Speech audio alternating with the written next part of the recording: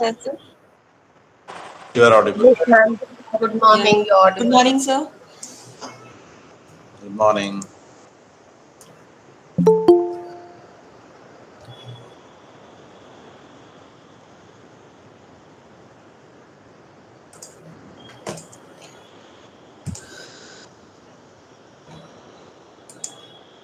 We'll start at about 9 or 9:01, madam.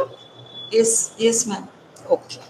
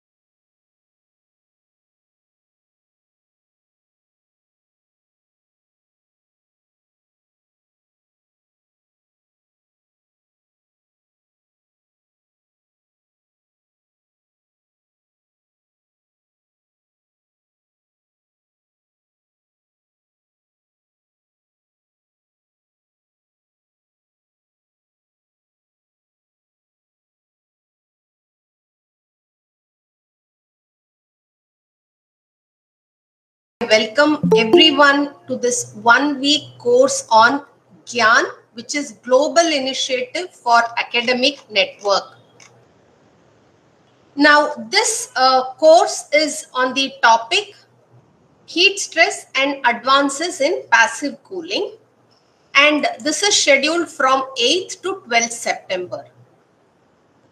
We are deeply honored that our esteemed director, sir, Professor Dr. Ramesh Srikonda, sir, has constantly encouraged, and he has a visionary leadership because of which we are able to conduct such initiatives of such global academic relevance. I also extend my heartful welcome to our respected head of the Department Architecture, Dr. D. Srinivas, whose support has been instrumental in shaping this program and so many more programs that we do in the institution.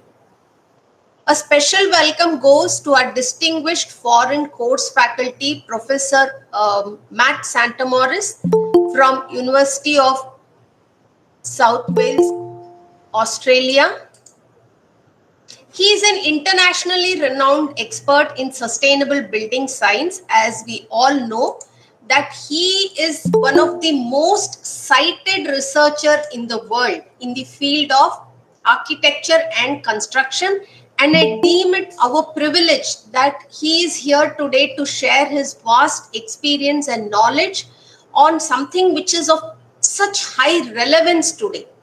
The entire world and country is talking about this and taking so many initiatives to combat heat stress. So I also take this opportunity to welcome our enthusiastic participants, faculty, research scholars, and students who have joined us from across various institutions. Your presence reflects a shared commitment to addressing the pressing challenges of climate change, heat stress, and the pursuit of passive cooling innovation. This course is envisioned as a platform for knowledge exchange, research collaborations, and capacity building. So, over the next 5 days, we look forward to engaging discussions, interactive sessions, and developing new ideas that will help us to advance sustainable design practices in India. I once again extend a warm welcome to all, and I wish you a highly productive and enriching learning experience.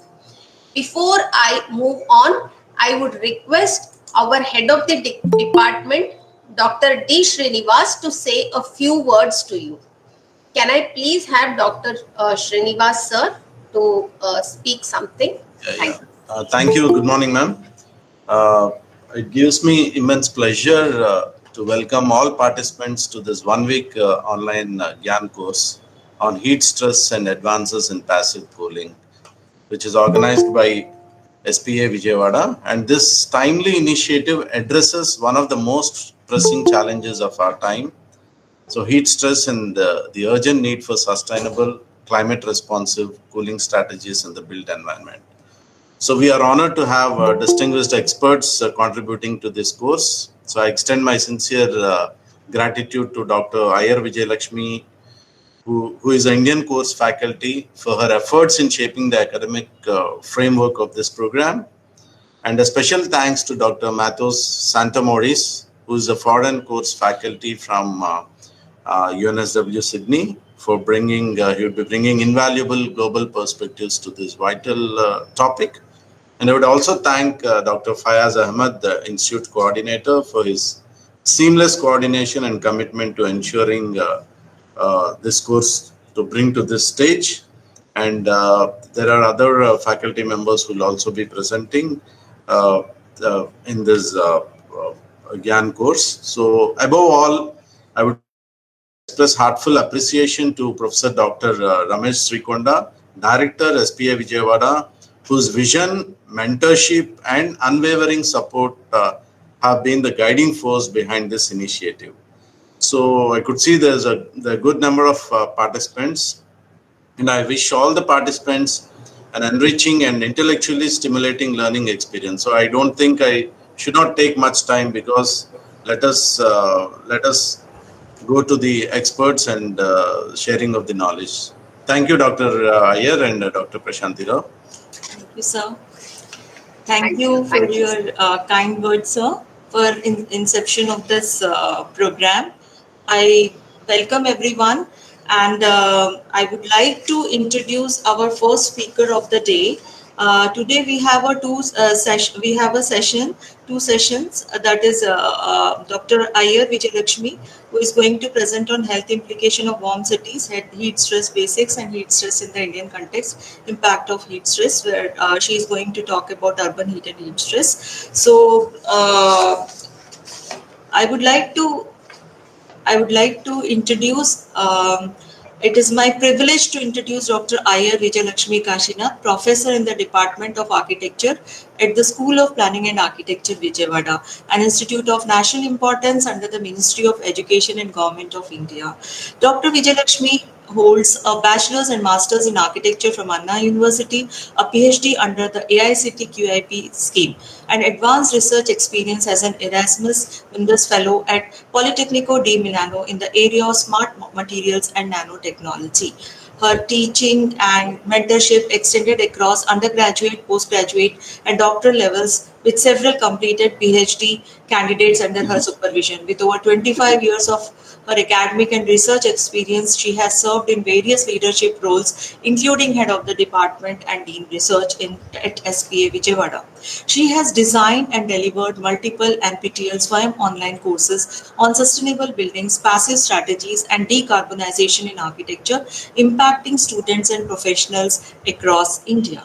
Dr. Vijayalakshmi has authored and edited numerous books with Springer, including Building Thermal Performance and Sustainability in 2023, Conservation of Built Heritage in India 2024, and Sustainable Architecture Towards a Greener India 2025. Apart from this, our eminent speaker, Dr. Mac, has magnanimously given a foreword for embodied and operational carbon of buildings, which is authored by Dr. Vijayalakshmi. Her research contribution include more than 40 international publications focusing on building thermal performance, bioclimatic strategies, vernacular architecture, and resilient urban design. She also guided award-winning students teams in the Solar Decathlon Indian competition, receiving national recognition for her mentorship and leadership. Her accolades include the prestigious Birla White Yuva Ratna Award, the Erasmus Mundus Fellowship, and several national and international nominations for her contribution to sustainable architecture. We are proud to say she has recently been honored with the National Award for Teachers 2025 by the Ministry of Education, Government of India, making her only the second person in the field of architecture to receive this distinction. Please, I welcome Dr. Vijayalakshmi Kashinath, a distinguished academic researcher and thought leader in sustainable and resilient architecture. Over to you, ma'am. Thank you so much, Prashanti. Such a wonderful introduction. I feel so important, and I myself have raised my expectations about what I will deliver. Thank you. And again, a warm welcome to everybody, all the participants here. And I will share my screen. And before I start, I'd like to tell you that my first lecture is more like a prelude about why we are doing this and the significance of heat stress. I'm just laying the background of issues of heat stress and heat wave, and therefore probably the significance of this program. Yes. Okay. So you all can see my screen, right?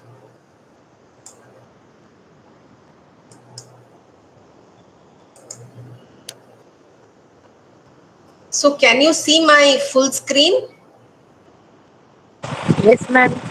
Full screen is So visible. it's not in full screen. It's not on slideshow, but we can see it. But I don't know why it is not in full screen. Kindly share the entire screen rather than the window.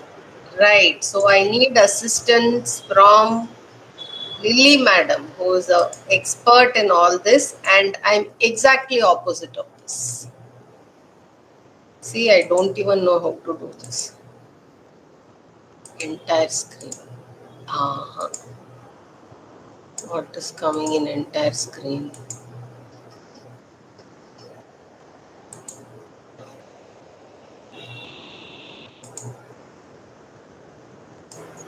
Yes. Now we can see the slide. Yes, ma'am. No, I think we are seeing the presenter window. So go to slide. Ma'am, here, third one. Upari. Third. End slideshow. Oh, no. Show taskbar. Display settings. Right. End slideshow. Yeah, now. There are three dots below on the left. Yeah. Go to hide presenter. Yeah, fine. Dr. Lily, thank you so much. Something I never knew so far. Okay. So, no, see, it is not coming. Still, okay, fine, which means I can't go for a presenter view. Okay, fine, no problem. So, again, welcome to this 1 week online Gyan course on heat stress and advances in passive cooling. And I'm very happy to be alongside such important person like Matthew Santamoris, and also Dr. Lily Rose on Dr. Fez. See, this slide I had prepared much earlier, and therefore I don't have their names and their photos, but actually they both of them will also be speaking in this program. So this program will have I'll be talking about heat wave impact on buildings and infrastructure due to heat waves. What is heat stress? Heat stress in the Indian context, built environment and heat stress, health implications of heat stress on infants, children, adults, and elderly, slightly in brief because there's a lot of data already on this, and probably touch a little bit on occupational heat stress, which is actually my interest. So let's see what is heat wave. So what is heat wave? Heat wave is a period of abnormally hot weather that lasts for multiple days. So heat wave is usually measured relative to the usual climate in the area and to the normal temperature of the season. So what do we mean by that?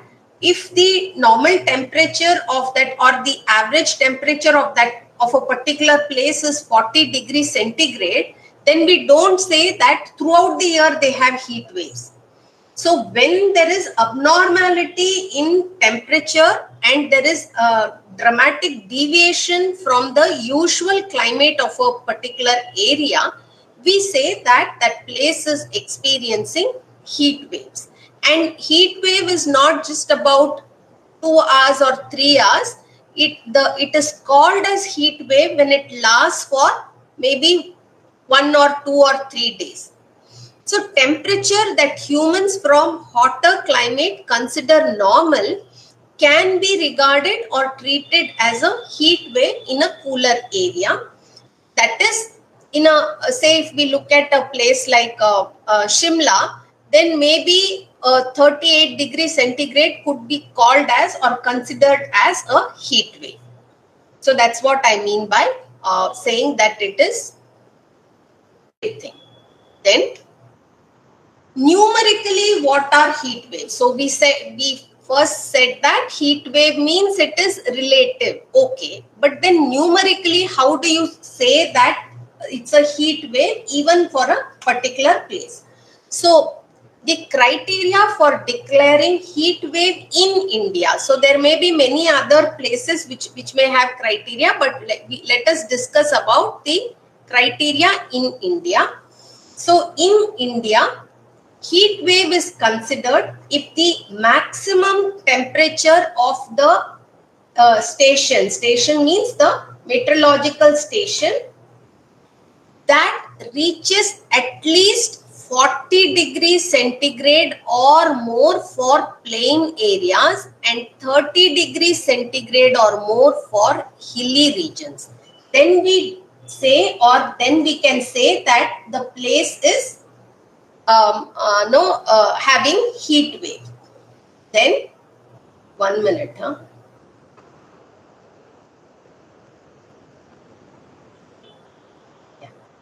So, right.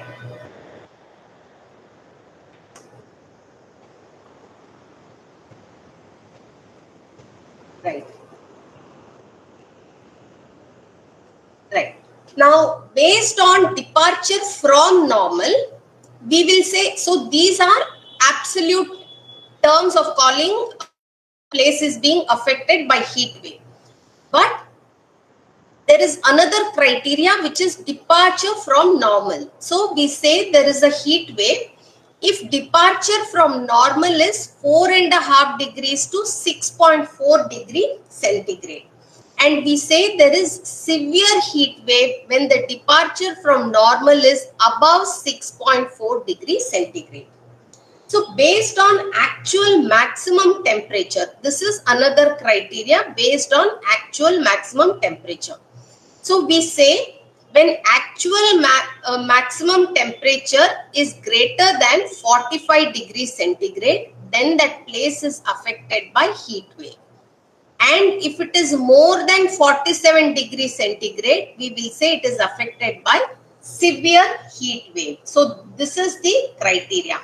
Now to declare that a particular place is having heat wave, this criteria should be met in at least 2 stations. So this criteria should be met in 2 stations in a meteorological subdivision for at least 2 days. And then this will be declared at the end of the second consecutive day.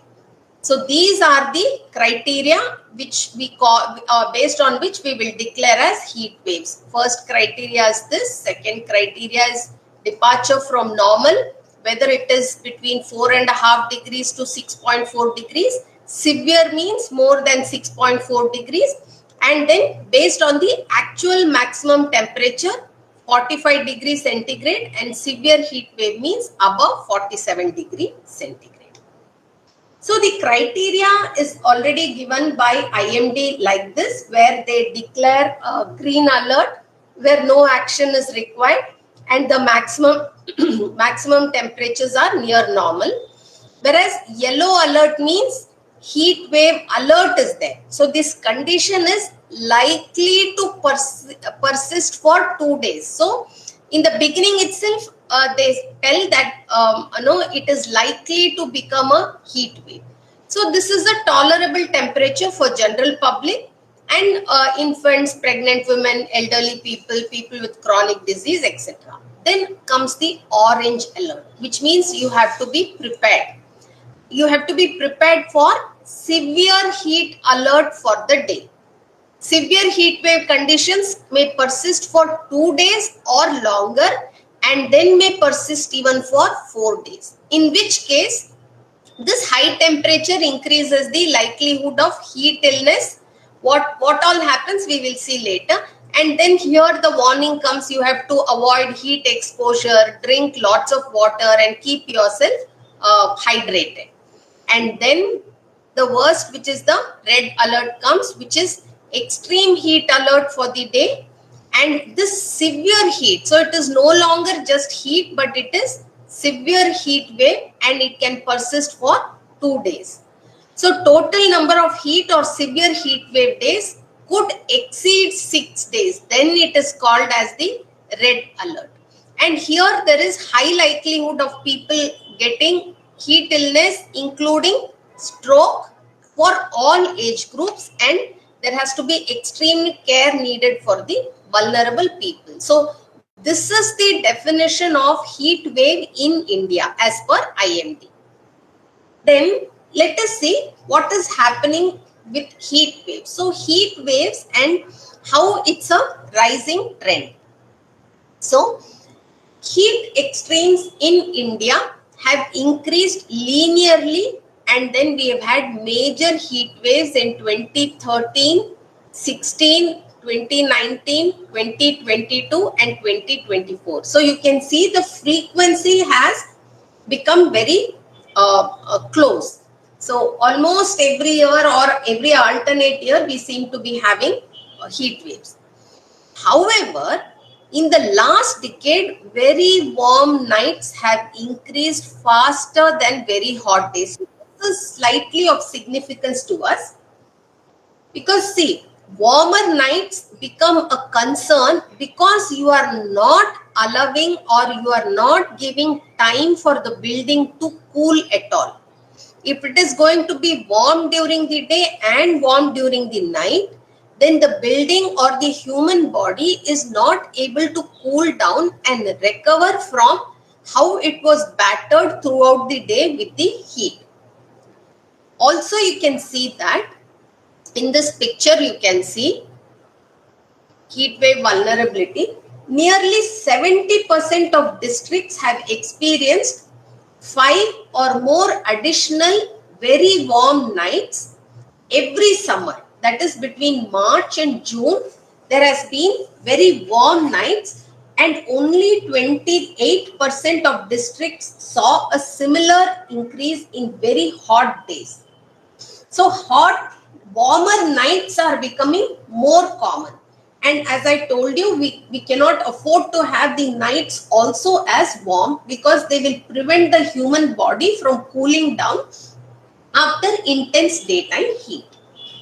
This significantly increases the risk of health in all humans, including leading to heat strokes and also non-communicable diseases such as diabetes, hypertension. All this can increase. Now, this is not just a story, but I myself have experienced it.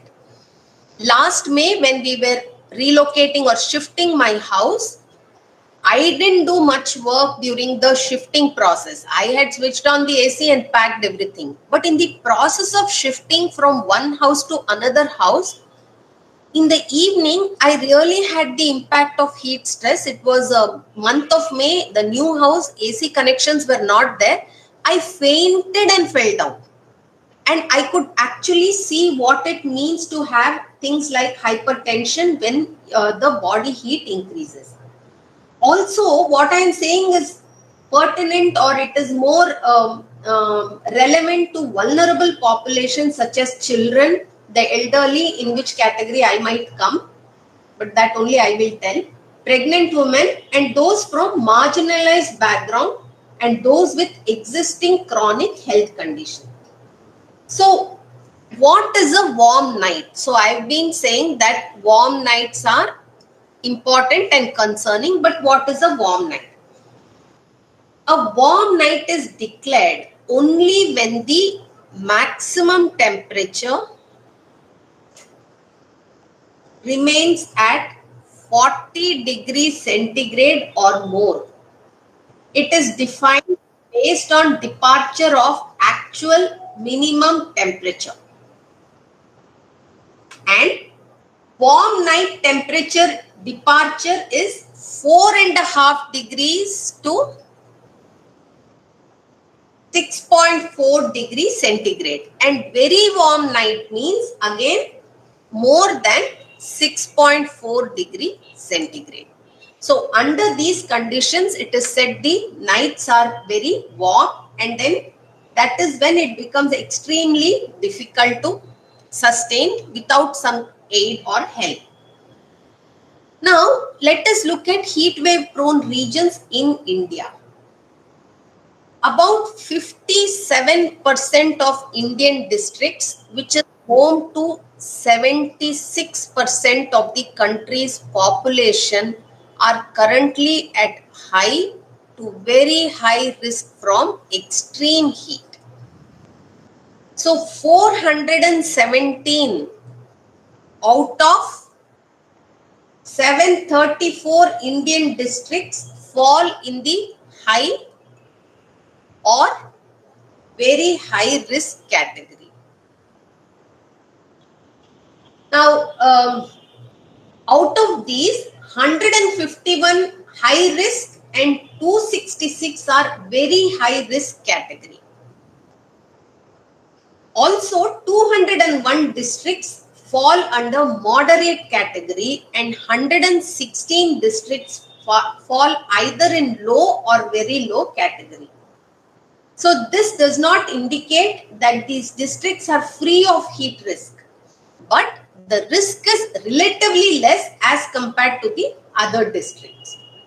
So If we look at which are the states and union territories in which these districts are located, which are at highest heat risks, they are New Delhi, Maharashtra, Goa, Kerala, Gujarat, Rajasthan, Tamil Nadu, Andhra Pradesh, Madhya Pradesh, and Uttar Pradesh. So these are the major states and union territories which have highest heat risk. But if you look at the map, you can see that high and very high category, they occupy so much of area, or the geography is so high. Almost 76% falls into this. 76% of population live in these areas. So what are the broad issues? What is the issue that we have? Now, heat waves it's a period where local excess heat accumulates over a sequence of unusually hot days and nights. Heat waves and prolonged excess heat conditions are increasing in frequency, duration, intensity, and magnitude due to climate change. So even low and moderate intensity heat waves can have a great impact on our health, and it is going to affect the vulnerable population the most.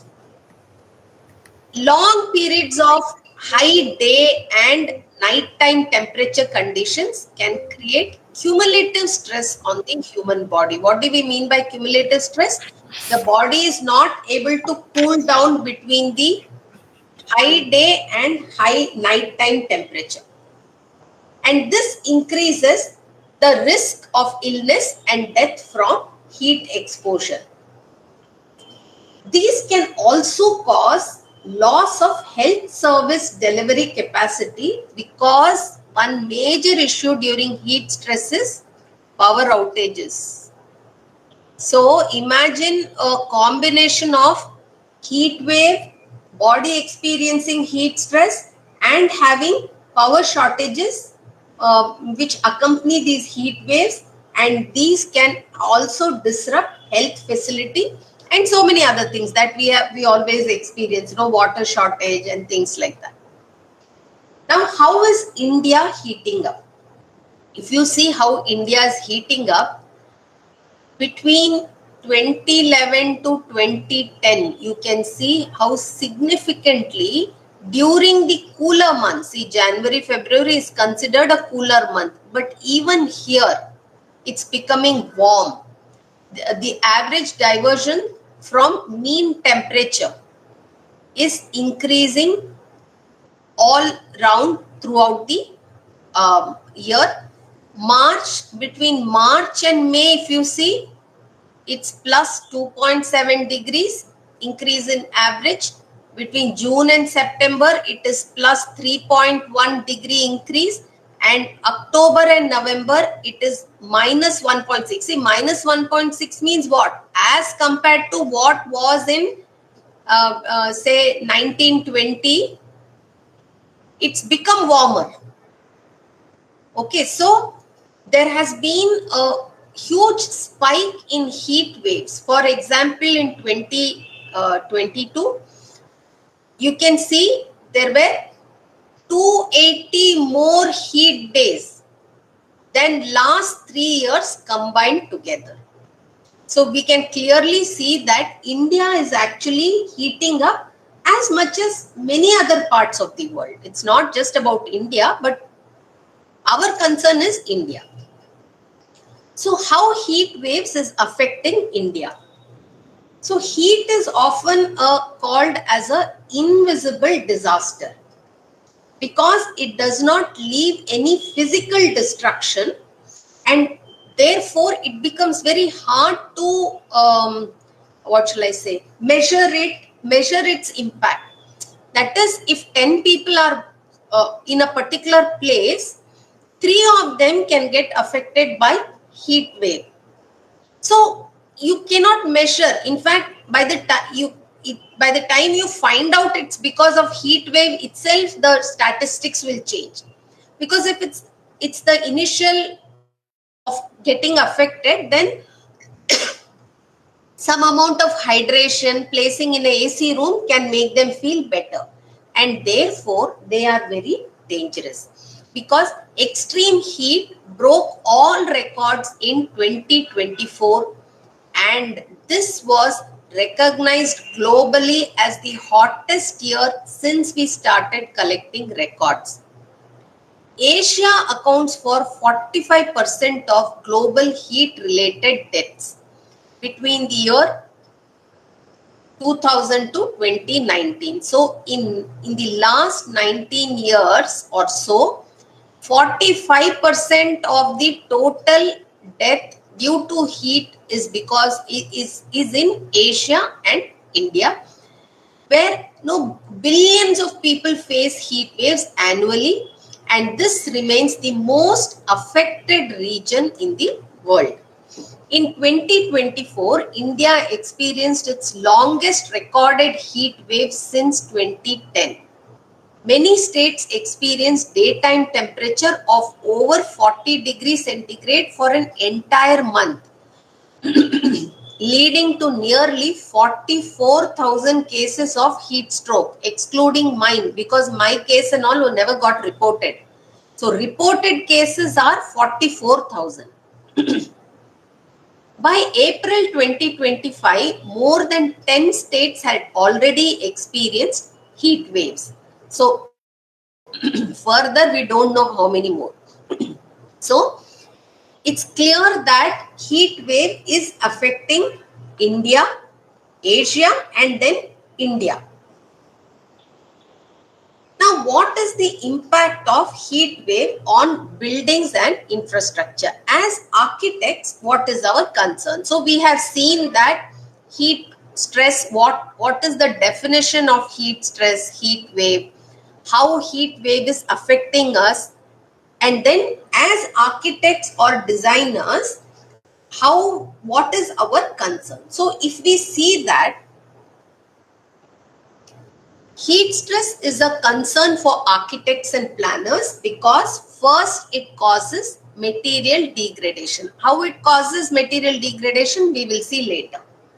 So this high temperature can cause building materials to expand, contract and degrade over time, and sometimes it can cause structural issues leading to costly repairs and also replacement. For example, if we look at warping or cracking of wood, which is very common, if you look at the door of our house, suddenly when it becomes warm, it may start to close easily, and then when the temperature, I mean, if you make it proper for a proper fit for one of the climate, for the other climate, it will not work. That itself shows that there's something happening. Then blistering and peeling of paint or damage to roofing materials can happen. Of course, there are some solutions for it, like we can use heat resistant materials, or we can coat those materials with some protective layers, and this can help us to mitigate the problem. Also, we can look at how to design buildings with some features like fire breaks or something like that in fire prone areas. Second is increased energy consumption. So buildings in hot climates require significant energy for cooling, and this leads us to have more energy consumed along with increase in our energy bills, and something which I keep on talking about, which is increased carbon emissions. Why do I keep on talking about?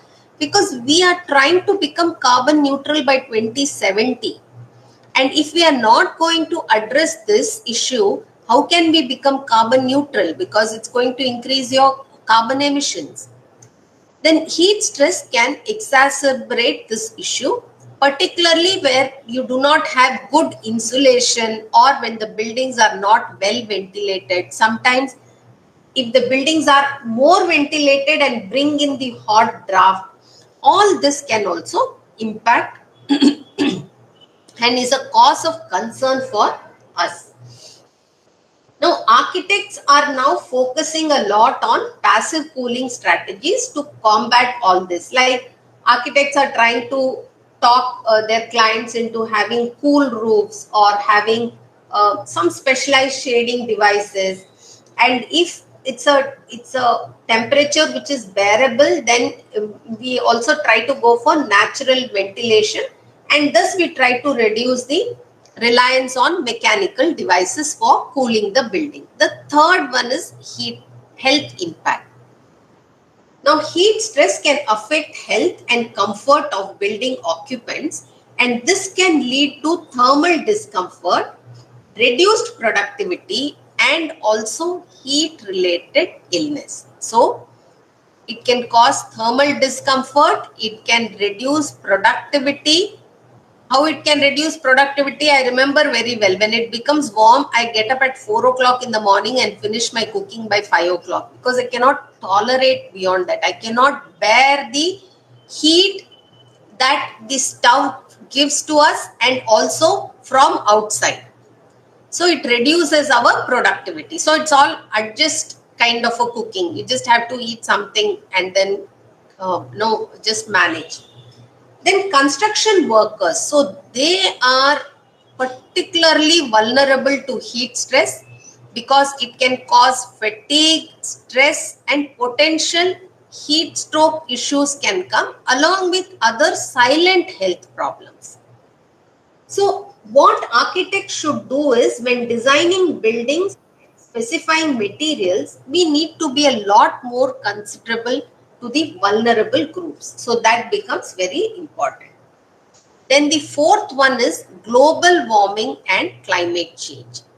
So this rising global temperature and more frequent heat waves, this is making heat stress a major concern for architects. So we need to design buildings which can withstand extreme heat and which will also be able to adapt itself to a changing climate conditions. So how can we do this? We can do this by using simple passive strategies or probably go for advanced passive strategies. Simple passive strategies mean be more considerate about building orientation, don't have too much of habitable areas along the west side and so on. Advanced passive strategies means depending on the climate, we can go for earth air tunnels or passive downdraft evaporative cooling and so on. Now let's look at what has actually happened. I'll just see some cases. So in the May of 2021, there is something called the SEG Plaza building in Shenzhen, China, and it started to shake suddenly, and there was a lot of panic and then evacuation. This SEG Plaza is a skyscraper, and when it started experiencing the shaking and the high temperature were blamed the reason for contributing to this. Specifically, the steel frame of the building was thought to have expanded because of heat, leading to swaying of the structure. So all the other factors were investigated, whether there was any activity or anything like that, or there was extraordinary wind that day. In fact, the wind that day was under the bracket of gentle breeze. There was no such thing. So materials expand as they get hotter, especially if it's a steel frame, then the metals will become warmer and they tend to buckle once they exceed the tolerance limit. So this skyscraper in China, high temperature was partly blamed for causing this structure to shake, and which also forced people to evacuate because the steel frame stretched in the heat.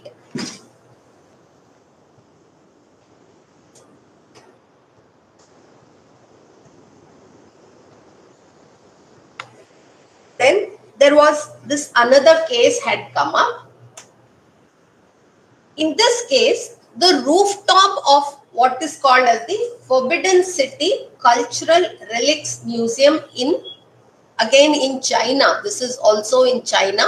It collapsed in July 2022. I am taking only recent examples amid an extreme heat wave in the country, because of which institutions were also closed.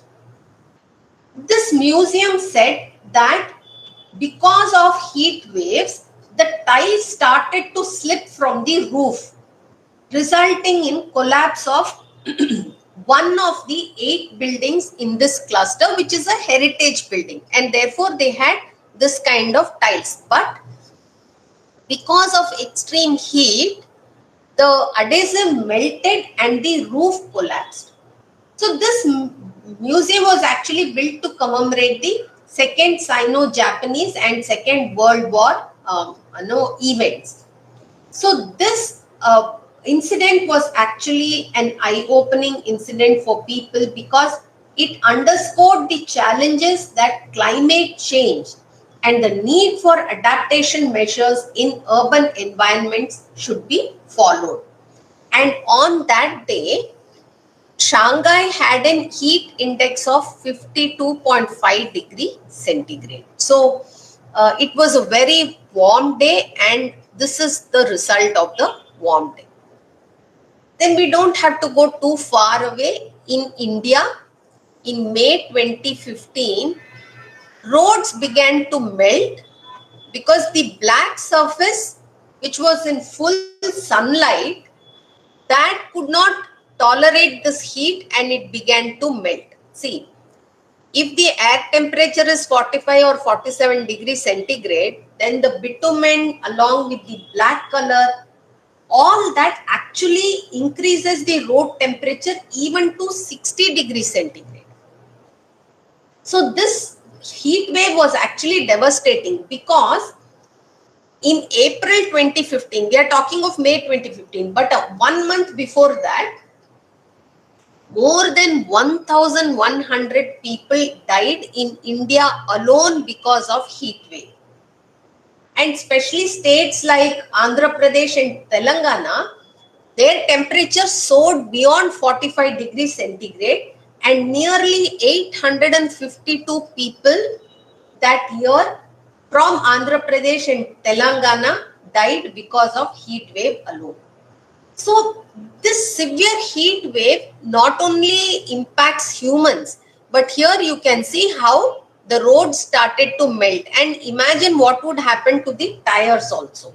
So we are talking only of infrastructure and buildings, but what would happen to the tires?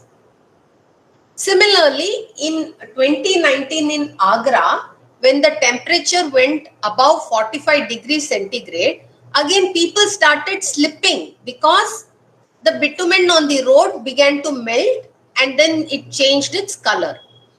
Similarly, in Surat in April 2023, when it became very hot, roads started to leak the bitumen. And commuters, they started to risk slipping on these roads. Then flights were halted after UK heat wave melted the London Luton Airport runway. So you can see here they had to repatch the runway because the runway started to melt. Because if you actually see, even airport runways, even otherwise, are very warm.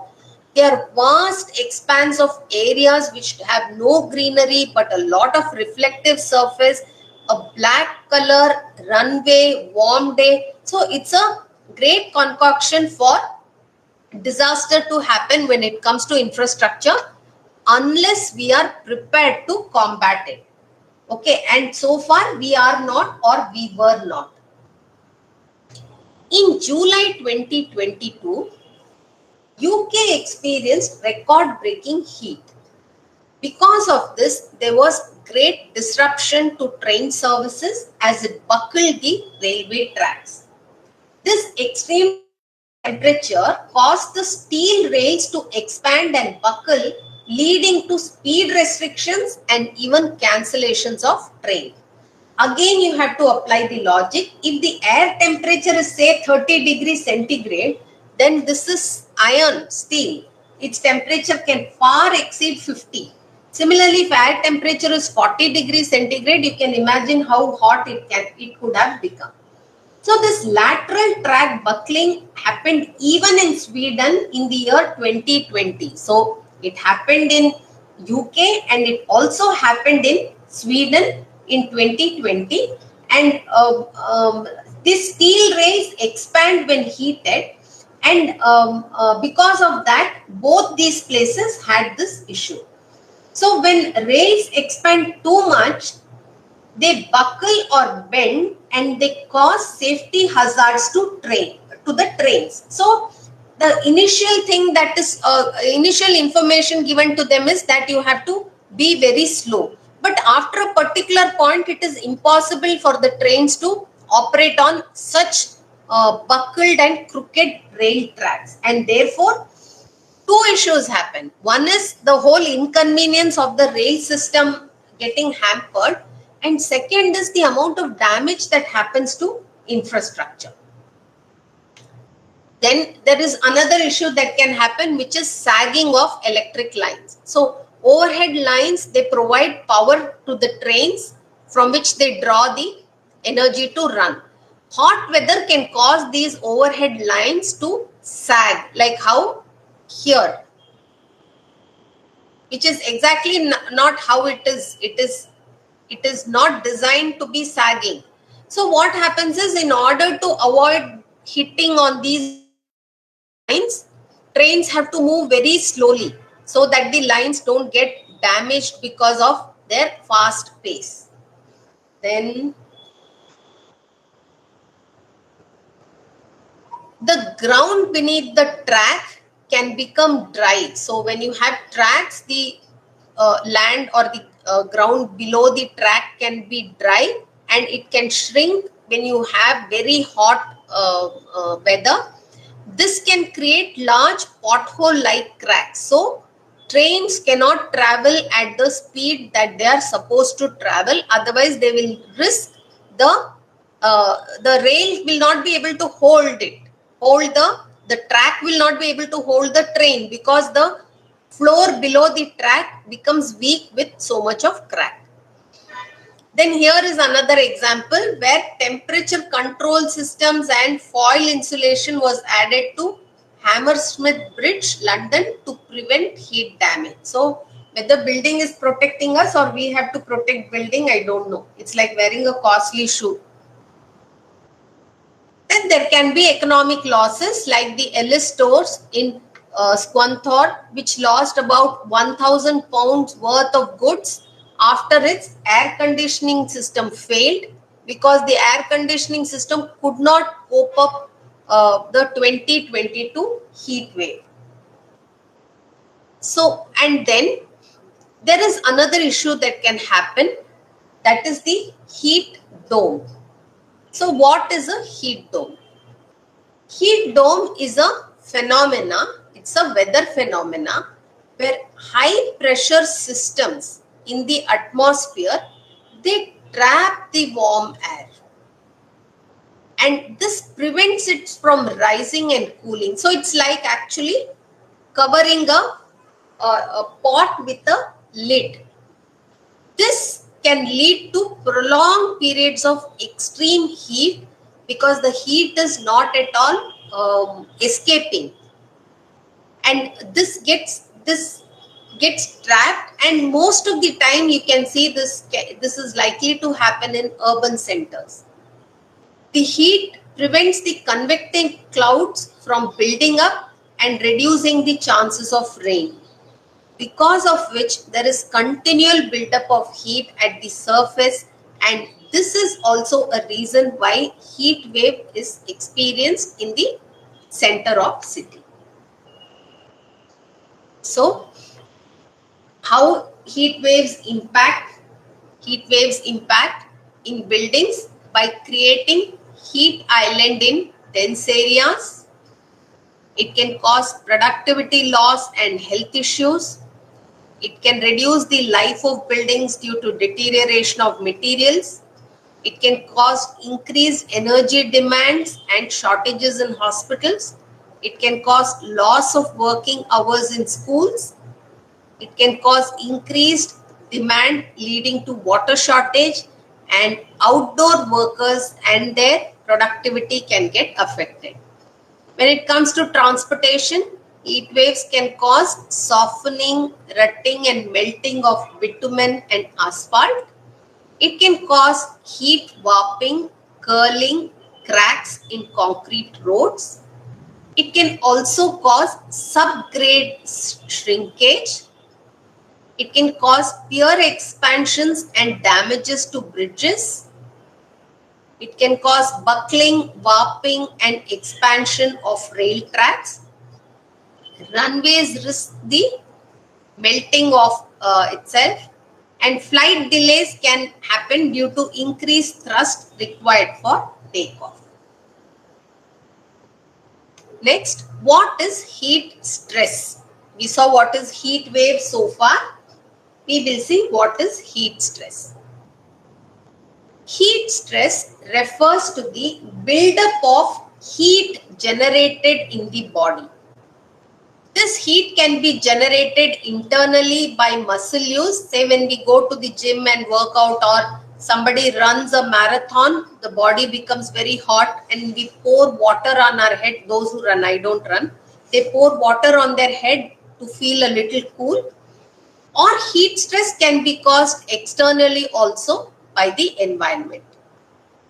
Now this occurs when the body absorbs heat from the environment and that exceeds the body's ability to dissipate heat.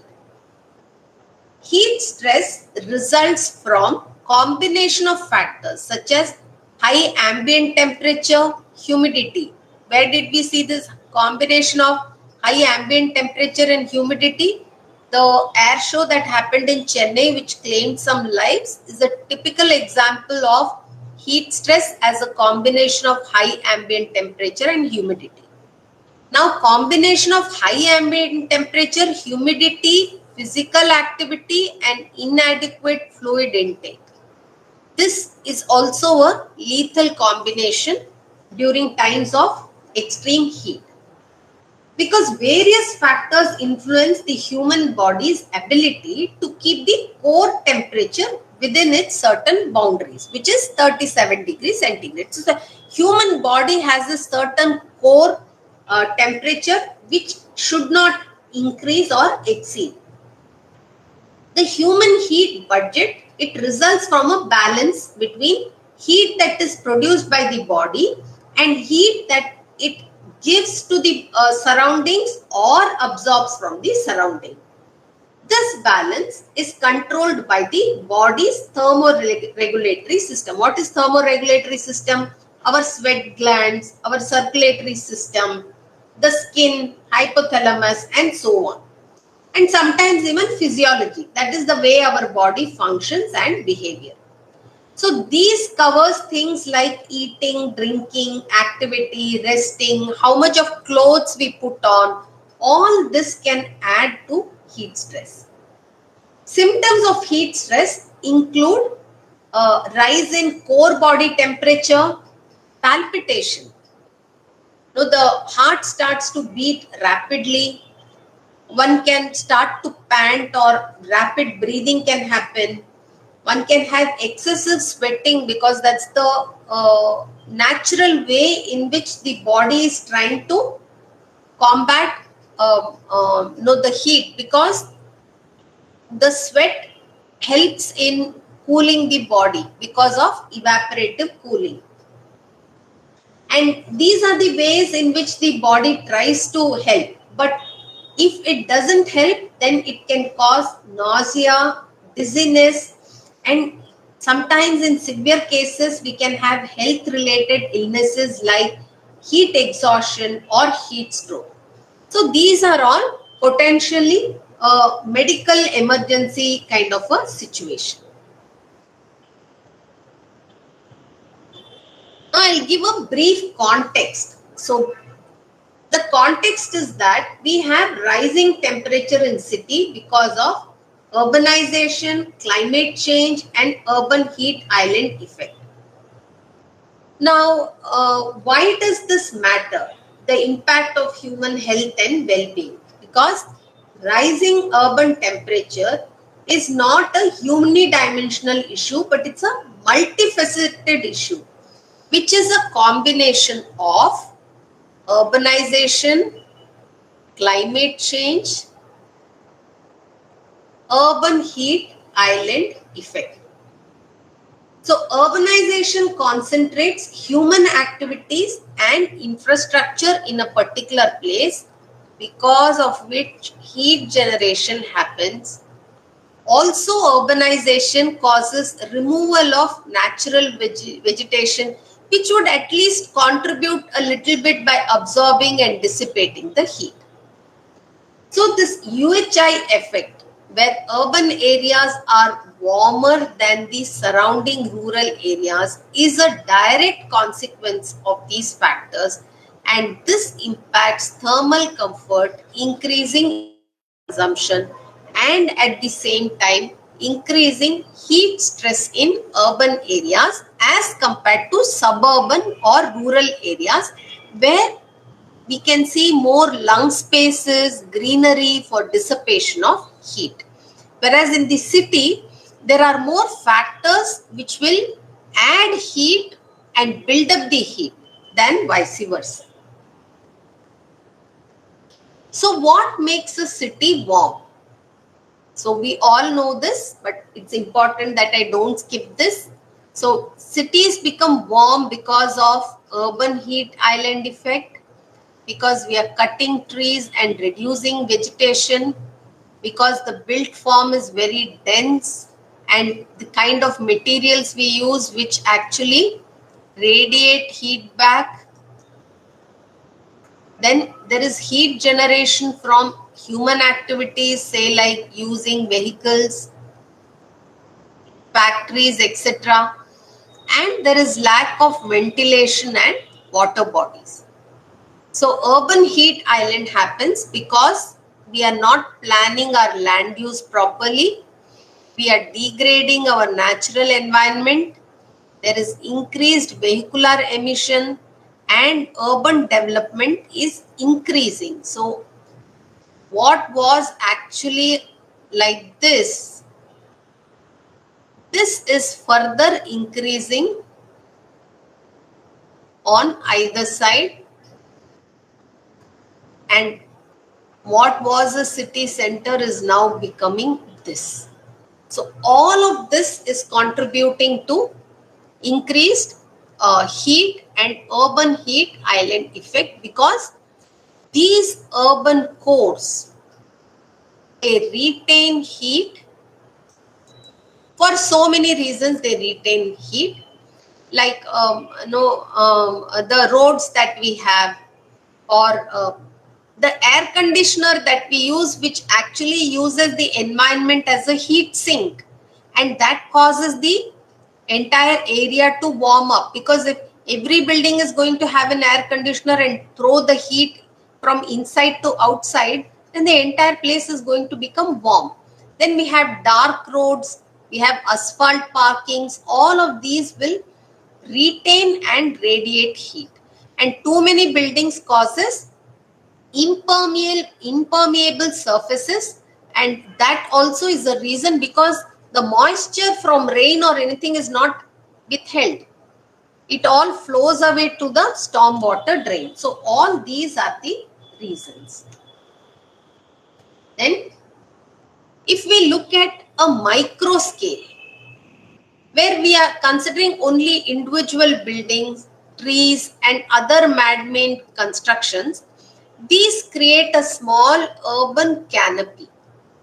This extends in height from a street level to the tallest building, so-called urban canopy layer, and horizontally it can extend for hundreds of meters.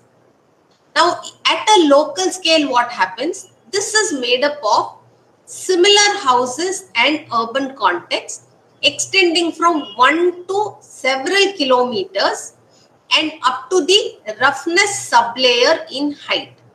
Now, within a local climate zone, many different microscales exist, which implies a great variability in the urban climate and corresponding perceived heat stress.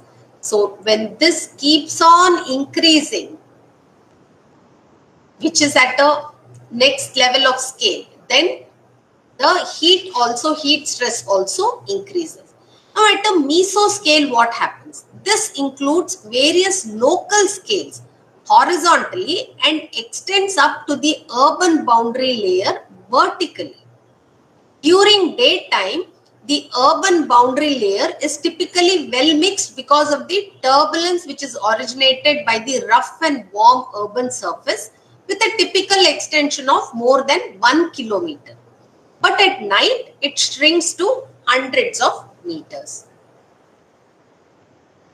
So the main cause of trapping this heat or causing heat stress is the decreased long wave radiation loss to the sky at night due to the presence of buildings and other obstructions. Then increased sensible heat storage because of the thermal mass of the materials that we use. So if you use high thermal mass materials, which is what we are normally doing, concrete, brick, they are going to hold back the heat. They are going to store the heat and radiate it.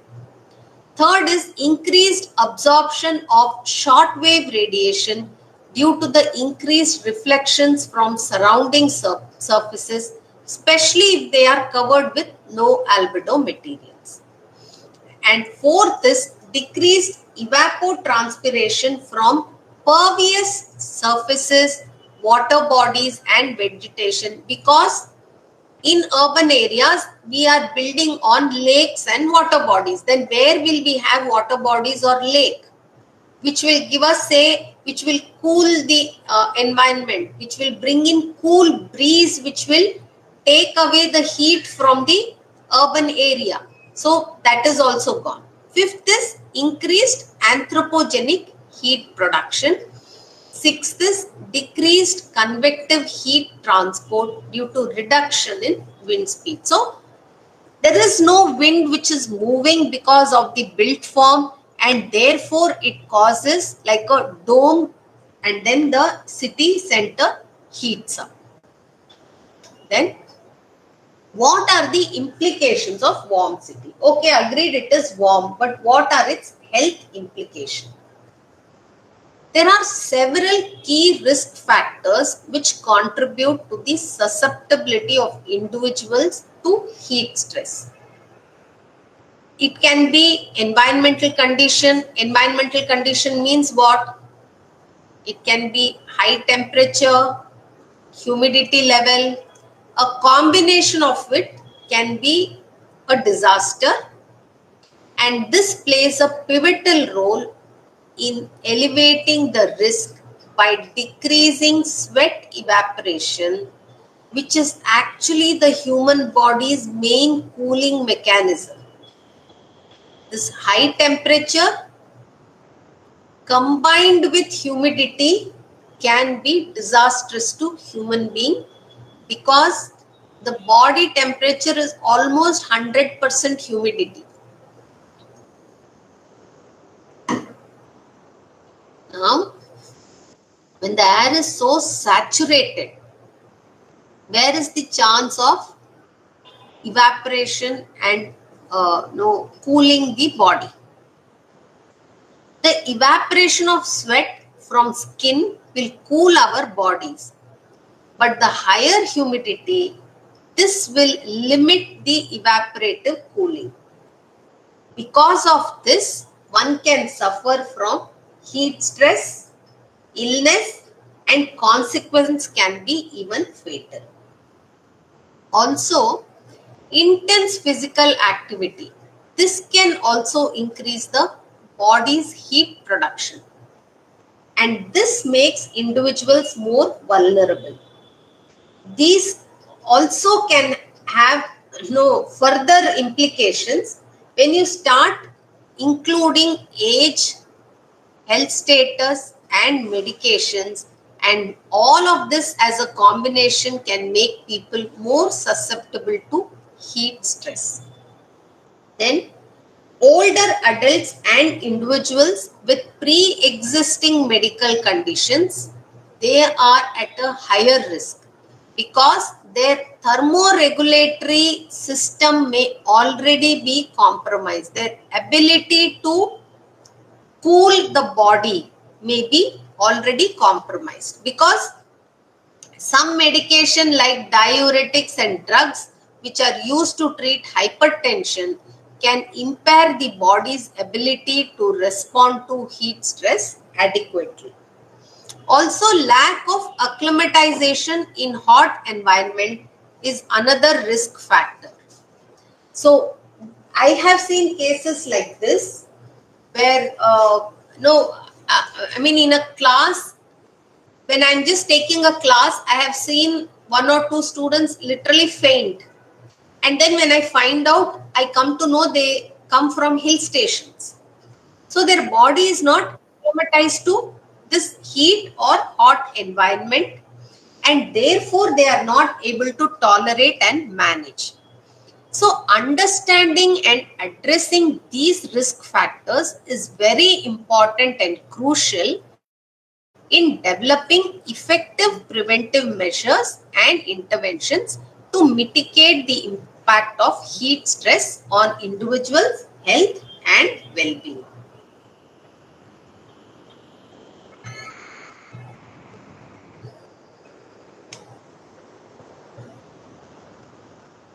Now let us see what are the implications of warm cities when it comes to social issues. So socially, if you see, productivity and economic output will be impacted because of heat stress. So this is largely also true when we look at industrial and commercial sector and other workplace buildings, which are not largely designed to cope with high temperature. The industries, they are not designed to cope up high temperatures, or commercial areas, say like the street vendors, they are not, or they are not no they are not designed to combat this heat stress, because of which their productivity and economic output can get affected. For example, if we have establishments with mechanical cooling equipment installed at 40 degrees centigrade, which are, I mean, at 40 degrees centigrade, their capacity and efficiency of these systems get reduced, because the system is not designed to handle that much of heat. Also, it is estimated that economic losses because of heat stress at work can be around 2.4 US dollars, 2.4 trillion US dollars per year by 2030. And this disproportionately affects the lower middle and lower income workers, and the associated productivity loss would be equivalent of 80 million full-time jobs. This is more or less, we are slowly talking about occupational heat stress.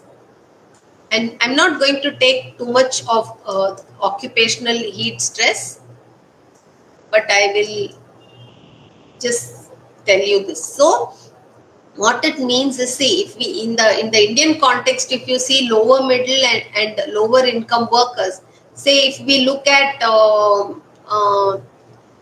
small scale cottage industries like beady rolling, or making savories at home, if you look at all that, already it is very warm inside. The activity is also something which is making the indoors warm, and therefore automatically productivity will be impacted, economic loss will happen, along with health implication.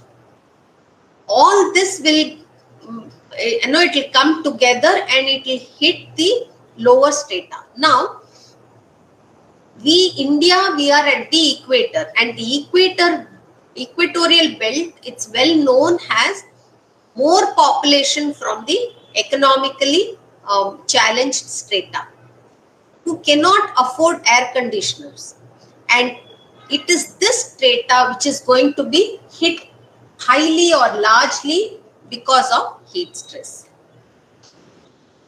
Let's look at how heat stress is affecting India.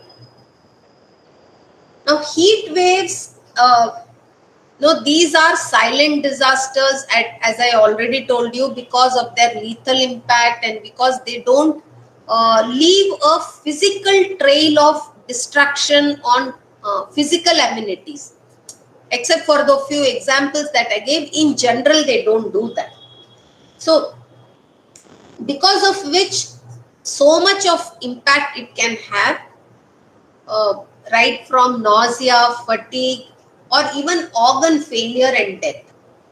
And all of this happens silently, unnoticed. Somebody has a nausea, they will vomit, they will drink some water and rest.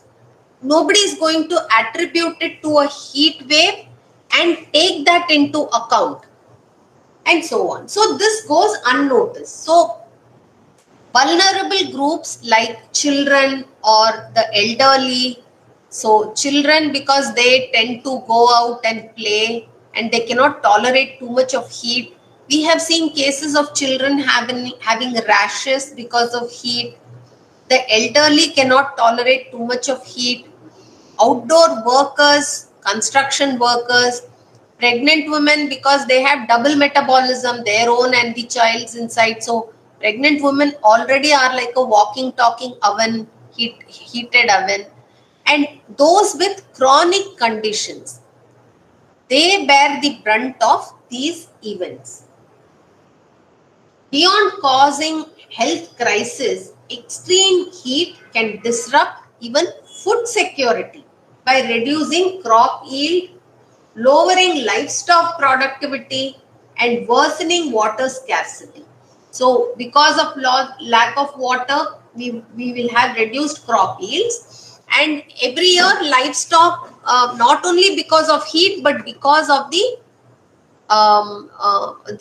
infectious disease that may come during this time, livestock also gets damaged. So the intensifying heat stress, which gets worsened by rising humidity and urban heat island, can have significant consequences.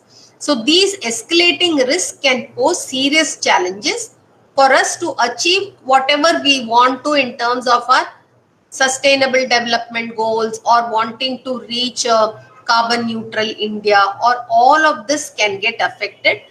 And more than anything, we are negating the presence of the vulnerable population, which is what actually as architects we should be addressing. The most vulnerable population is invisible to architects and designers at this rate, and that is the issue we have today. So you see how heat wave is affecting India. So heat wave related mortality in India is actually a growing concern. And if you see the recent studies, it is estimated that more than 1,100 deaths happen annually because of thermal stress. And between 2000 to 2020, there are reported more than 20,000 people to have died due to heat stroke. In 2 decades, more than 20,000 people have died because of heat stroke. So you can see the rising trend. In 2010, about 1,274 deaths because of heat stroke. 2011, 793. Then again 2012, 1,247, 1,216, 1,248. Then in 2015 it came to 1,908, and in 20-year period from 2000 to 2020, more than 20,000 people have died. Now, in 2023 alone, 252 deaths were recorded by June. And this is more than the previous year's record of 2022. And actually, that is the reason why the heat action plan or app was implemented. If you see the trend of which place gets affected, then we can see that Andhra Pradesh is one of the most affected areas when it comes to death due to heat stroke. This is between 2010 to 2015, and even otherwise, Andhra Pradesh, which was then a combination of Telangana, no, Telangana was separated by then. So Andhra Pradesh alone is the largest mortality rate due to heat waves. Next comes to Uttar Pradesh, but you should understand the land area. Andhra Pradesh is much smaller than Uttar Pradesh. Then Punjab comes third, Bihar next, Odisha next, Maharashtra next, Haryana comes after that, West Bengal 360, Jharkhand 340, Telangana 310, Rajasthan 249, Gujarat 213, Madhya Pradesh 174, and Tamil Nadu 19. So, Andhra Pradesh has the highest mortality due to heat stroke in the country. And let's see what are the effects of heat stress and what are the vulnerable groups. So, vulnerable groups are classified as children and elderly, pregnant women, outdoor workers like construction workers or agricultural workers, people with chronic illnesses like cardiorespiratory conditions, and the urban poor, that is living in poorly ventilated dense housing. So in the general population, what happens in milder symptoms is dry lips, dry mouth, sticky mouth, excessive thirst, excessive sweating, weakness and dizziness, nausea, vomiting, small blisters or rashes, heat rashes, slightly high body temperature, cramps usually in arms, legs and calf muscles. Sometimes nosebleeds also happens in hot and dry environment. So you can see places like Nagpur and all, Nagpur, Delhi and all that. Even in Andhra Pradesh, they tie a moist kerchief as a mask to their face, so that when they ride a bike or something like that, so that the inner thin skin and capillaries of the nose does not become too dry and start to bleed. Now, when is it called severe? When there is confusion, they are not responding clearly. Seizures may happen, sometimes coma, they are very dull, not waking up, then it's called as most severe condition. So very high body for longer than 2 hours happens, then fainting, dark urine, no urine for more than 8 hours, rapid heartbeat and breathing, no sweating, but skin may become wet and hot. So these are severe symptoms for which treatment has to happen. Then specific to infants and young children up to 4 years of age, heat rashes, especially in diapered area, irritability and crying. So these can be treated at home, but sometimes when crying happens without tears, sunken eyes or forehead, vomiting or diarrhea, extreme irritability, fewer wet diapers, then it's time to take the babies to the hospital. Between the age of 4 to 18, specific to older children and adolescents, mild symptoms could be nausea, headache, muscle cramps, especially after exercising outside, which is common for this age group. It's termed severe when there is deep or severe muscle pain, especially after exercising outside, which is also common in this group.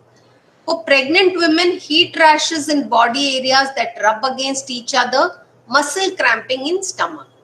When the body temperature becomes very high, there is extreme nausea, extreme contractions, swelling of body parts, severe muscle cramping, then it's time to take them to the hospital.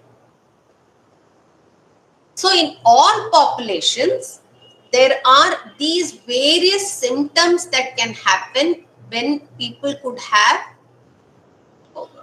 heat stroke, heat exhaustion, heat syncope, heat cramps, heat edema, heat rashes, or dehydration. And this is the degree of severity. This is severe and this is less severe comparatively. So you can see for all the populations,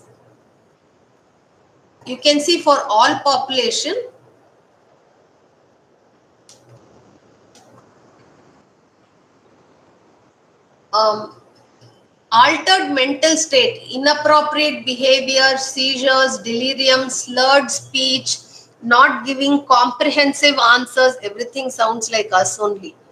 Then it's called as heat stroke, where very high core body temperature happens and symptoms like nausea, rapid heat, heartbeat, breathing, hot and dry or damp skin, sweating, all this may or may not be present. When they become exhausted, then it's a no altered mental state. Again, high core temperature, increased thirst, sweating, headache, cool or damp skin, weakness, tiredness, muscle cramp, nausea or vomiting. Syncope means fainting. Okay, loss of consciousness. Heat cramps can be painful, involuntary contractions of skeletal muscle, flushed or moist skin. Heat edema means swelling of hands, feet, or other independent areas. Rashes, we all know. Dehydration, what happens? We all know there is less urine, then less sweat, dry mouth, etc. So all these are typical of heat wave or impact of heat wave causing heat stress. So what are the physical consequences of heat waves or heat stress? Unable to take care of oneself, being tired and exhausted, having undergone heat stress, dehydration, skin problems, unable to perform core activities. Whereas social issues is disharmony with the others, social isolation, difficulties like caring for baby and things like that. Psychological consequences is irritability, postpartum stress, sadness, anxiety. Economic consequences are impaired productivity at home or at workplace. So, in general, totally, if you see what happens if someone has heat stress, they could risk, children could risk heat stroke, anybody could risk heat stroke. There can be fatigue, body can be tired, heat induced fainting, which is called as syncope, respiratory distress can happen, organ failure like kidney failure can happen, cardiovascular diseases can happen. So how do we tackle it? Staying hydrated and providing safe drinking water, encouraging use of public transport without cycling or using a bike, and in terms of building, having cool roofs. So these are the ways in which we can combat the impact of heat stress.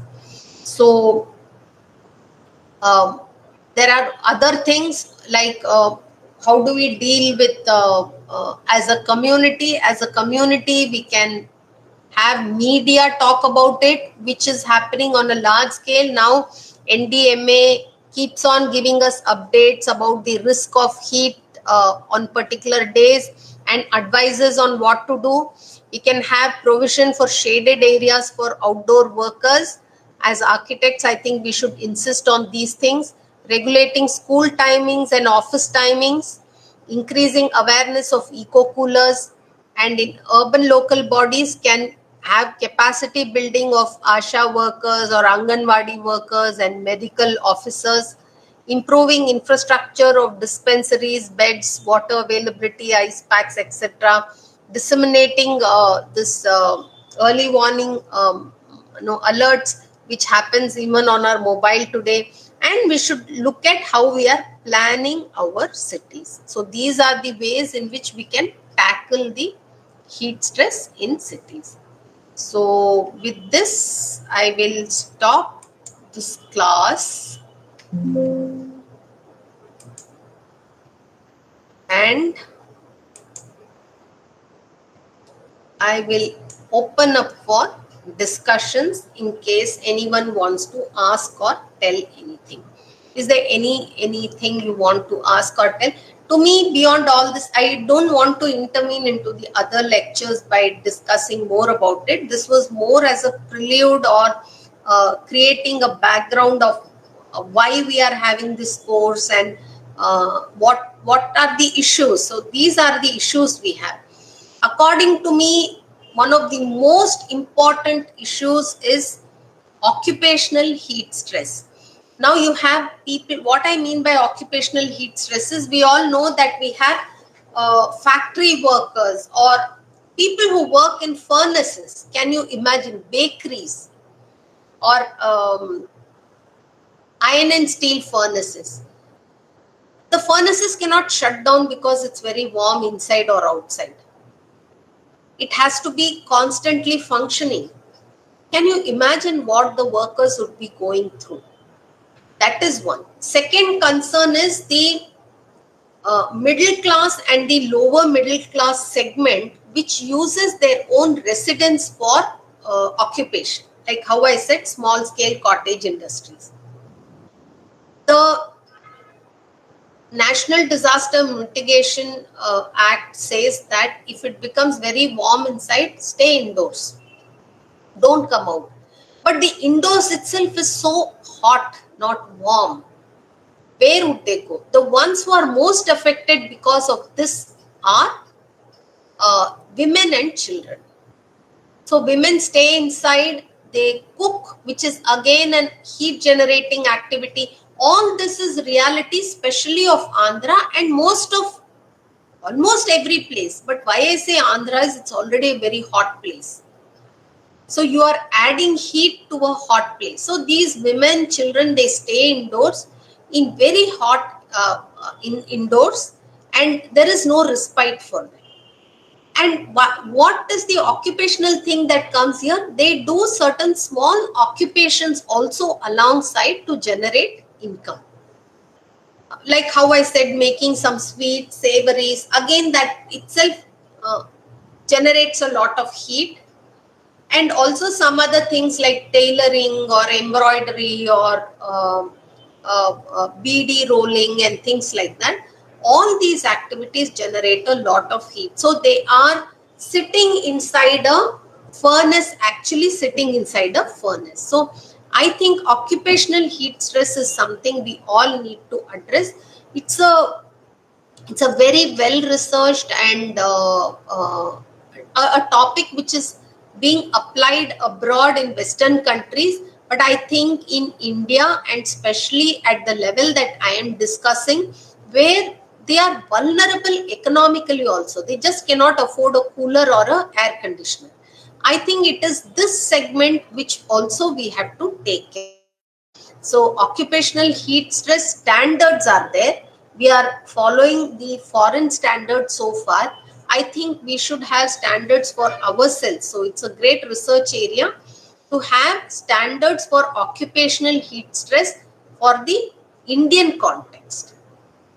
And then, so what does that say? It says that if it is hot, this hot inside, then you can work for 25% hours, then 75% hours you will have to take rest. You have to give your body enough time to cool. Now, if it is hot between this range to this range, then 50% of the time you can work and 50% of the time you should take rest. And then again, if it is this much, if the heat is in this range, then you have to work for only, you can work up to 75% hours and take 25% hours. But what is that if it is this hot and that hot? That should be for the Indian acclimatized segment, gender wise, age wise. Only then it will be effective. We are just following the foreign standards today. which I feel is not necessary considering we all are quite empowered to do research in this area. So this would be my observation, or shall I, this would be my stand on this topic. So does anyone have anything to ask or tell or discuss? You can unmute yourself and speak.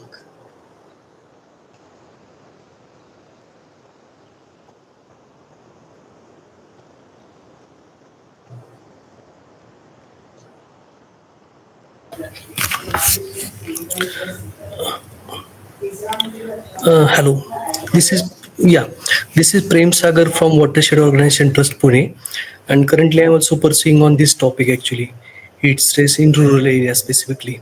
So, do you have any example in specifically in the state where indoor temperature is very high and people are getting too much impacted because of indoor heat stress? Yes, so I'm going to give a detailed case study that I myself have carried out tomorrow. So we have done a study, and what that study says, it's a small study, it's like a pilot project, but how the study was conducted, how it was analyzed, everything I will tell tomorrow. Okay, thank you. So you are doing research in this topic, is it? Oh, in rural areas, you said. Is the rural area. Basically, we have done some earlier studies also piloting, and currently I'm pursuing on the same topic actually. So tomorrow I'll tell you this. Yeah, okay. Show Thank you. detailed case study. Yes.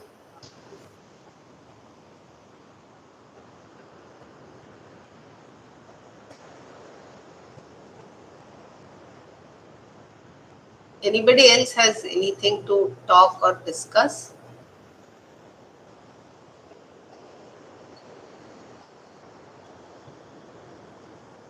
Nothing. Can you all switch on your videos for a second so that we can... Oh, Gauri says okay.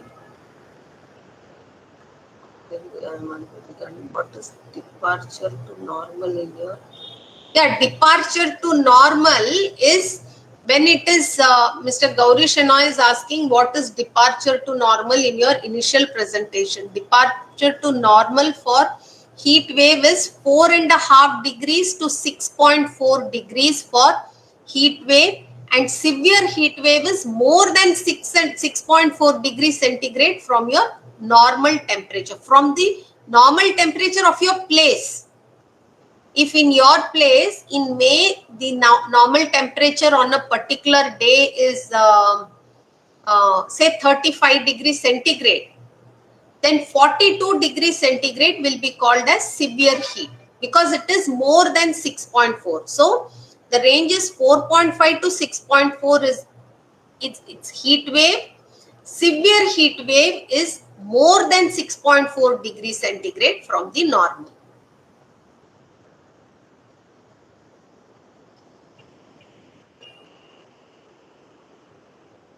Okay, thank you. I was going to say, please tell okay, it's fine.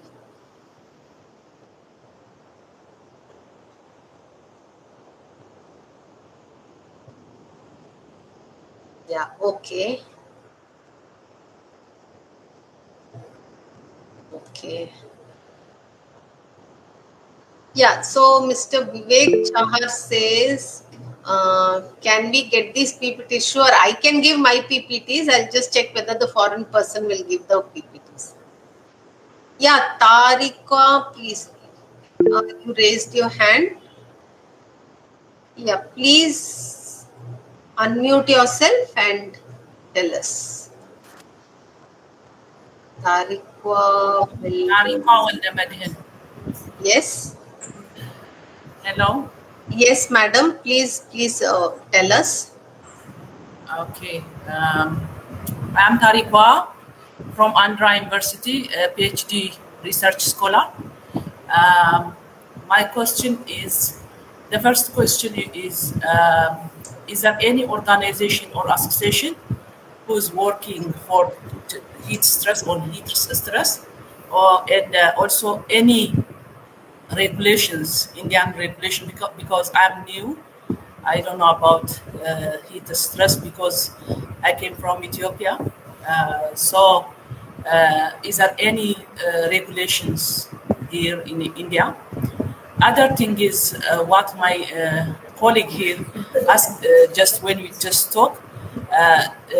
Now for sustainable architecture, we are using solar panels anywhere. Is that contributes to heat stress?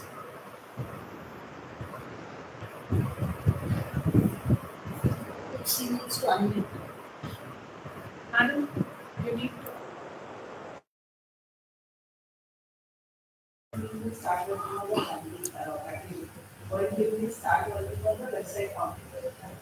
Sorry, I had muted myself. Sorry. Okay. So your first question was, are there any organizations which are working on heat stress in India?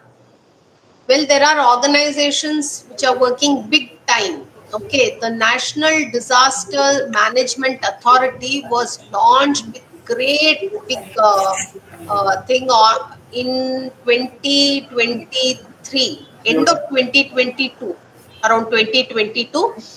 And now every place has a NDMA, National Disaster Management Authority is there in every place, including Andhra.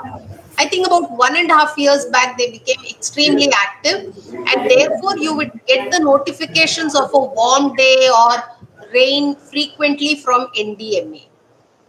Apart from that, National Center for Disease Control is a government body which has been working on heat stress in India.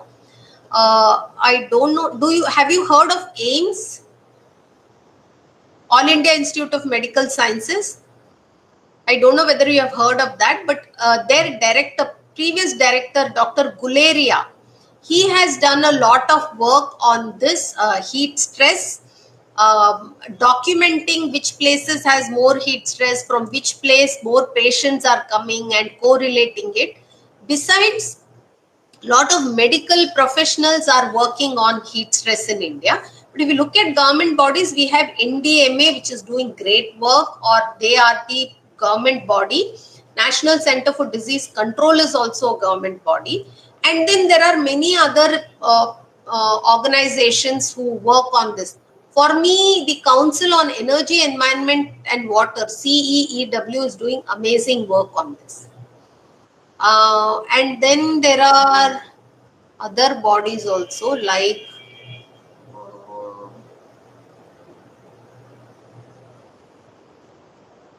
the IMD only collects data. They don't talk of heat and things like that. But these two bodies, NDMA, they are doing a lot of work on this. They are the key body who talk of heat action plan, or how to combat heat and things like that. They are the main body. IMD does, what they do is they will disseminate information on the day's condition, that it's going to be very hot or warm and things like that. They do that. So these are the two bodies. Then you asked whether there are any regulations for heat stress in India. That's what I've been telling. No. The occupational safety is one huge thing where we still need to work. So right now we really don't have so much in place, what shall I say, that I can confidently say and say, yes, number 1, number 2, number 3, these are all the regulations for heat stress in India. But we are a work in progress, because we have a national action plan on heat and related illnesses, and the India Cooling Action Plan is there. ICAP is another major initiative which has come up. So like that, some initiatives have come up, but not something that I can say, yes, it is in place. If this happens, then this has to happen. The India Action Cooling Plan is again work in progress. If anybody knows more, you can contribute. This is all I know. And your third question was on solar panels. Do solar panels, do they increase heat stress? Mm, yes. I don't want to say that loudly, but yes, that's the truth. They do increase because they reflect a lot of heat, and already when there is urban heat accumulating, and if you have too much of solar panels, then it does cause a problem. We do have urban heat island effect happening. So that is also a reality. So, yes, these are the three questions you asked. So, these are the. I hope I have tried to answer to the best of my abilities. I'm Kiran here. If I may add, there is another organization called Indian Institute of Public Health based in Gandhinagar. Yes, yes. Yeah, so they have also done some significant work in this area. Yeah. Yeah, Indian Institute of Public Health is another organization which has done. Of course, there are a lot of doctors and psychologists who have done work on this, who are working on this, but she's asking for an organization. So maybe what you are saying is more relevant. Kiran. Yes.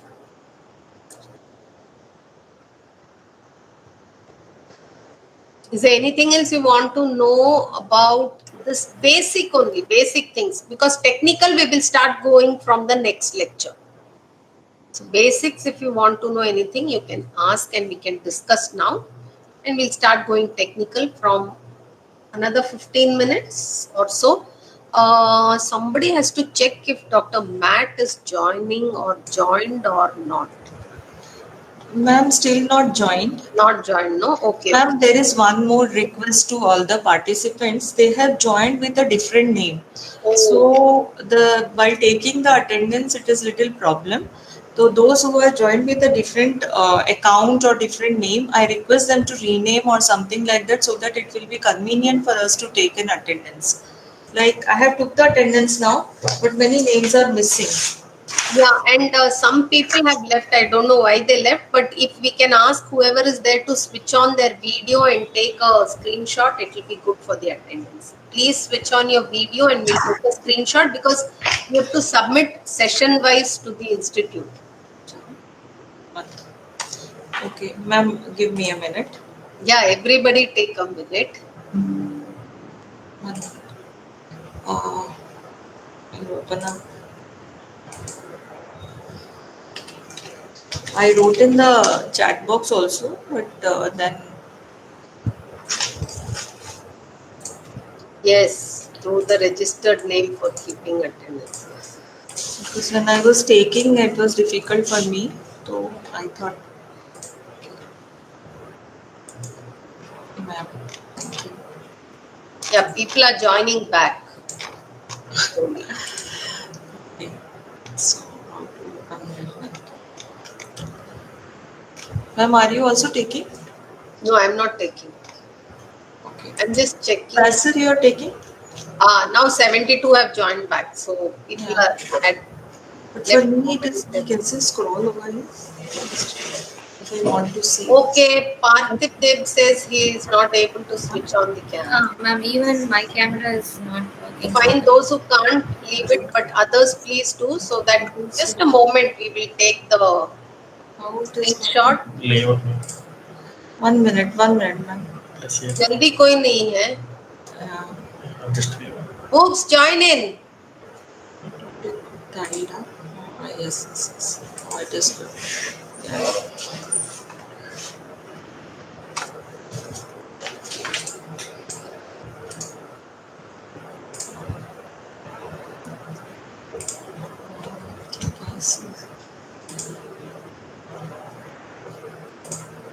थोड़ा इशारा करो लेने के वक्त. Yes, ma'am.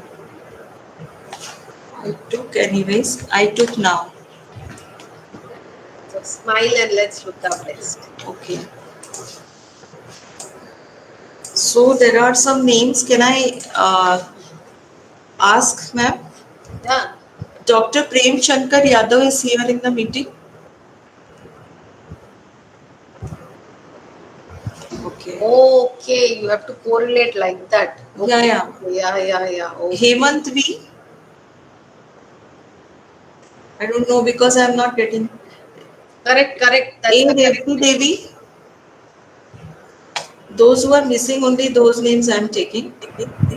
Madam, I'm there, madam. Acha, Revati ma'am, you're there. Acha, okay. You joined there. Okay.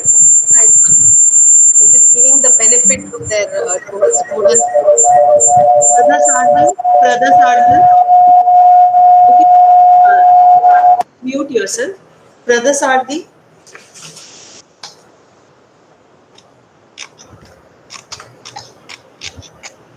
Prada Sardi is not there. Just 1 minute. Only few are. Prem Chandran. B. Prem Chandran. Okay. Dr. Rajiv Sarkar.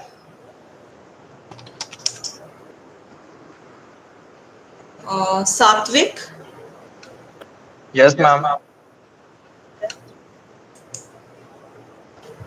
Actually, Satvik is here. Okay. Thank you.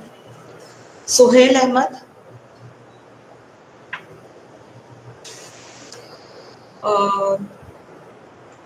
Rajshekhar. Dr. Rajshekhar.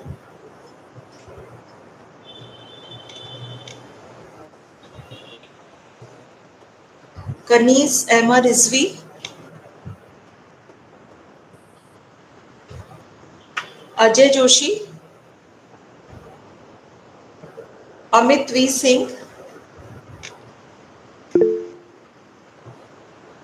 In somebody in the chat box said anything. And we have joined this class. Acha. Acha. Midhu Abraham. Srijita Banerjee is there. Okay. Srijita is there, right? Midhu Abraham is also part of the class. Kya? Sujita P. Okay, write the names who are in the class. Anyway. Shadman Nahid. Devanand C. Neetu S. George. Priyadarshini R. Tripti Subhadi. Because I'm able to see different names, that's why I'm just asking you whether you have joined with another name. Himavati GR, Samiksha Subhadarshini, Aftab is there, right? Yeah. Nihar A, Hari V, and Simran Kuvarat. Okay, thank you guys. Thank you, ma'am. Thank you. Revati ma'am, I got you. No problem. You are with Pooja, ma'am. Okay, no problem. Yeah. One question is there. Yeah, so there is a growing concern of heat stress in cities in Northeast India. If we see them currently, the state is facing extreme heat, particularly Assam. So how they differ from metropolitan cities like Delhi?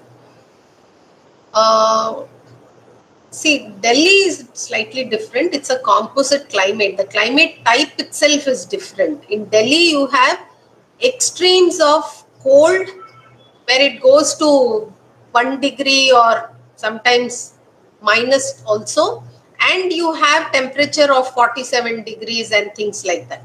I had the temperature statistics also of some of the places, but I don't think Northeast is like that. Especially, I don't think Assam is definitely not a composite climate. So, see, cities are becoming warm is a global phenomenon.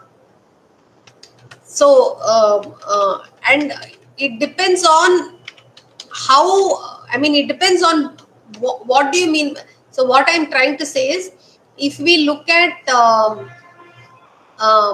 Delhi, then their winters could become cooler and their summers can become warmer, whereas that's not the case with Assam. Assam, as if it is growing as a city, then as I had told you, the heat dome effect is one important thing that could happen, because you have an issue in Assam currently, and that is deforestation. So when you have deforestation, the issue because of which that place becomes warm is different than a place like Delhi, which is becoming hot. One, as part of climate change, that is generic. Second is vehicle, too much of buildings coming up, or what shall I say, development. So this is the primary difference between both of these.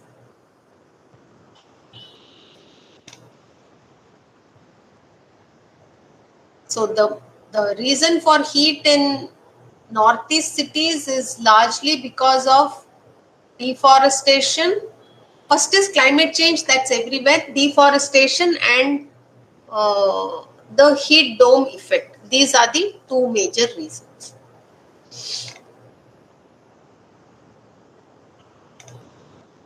I have covered that also.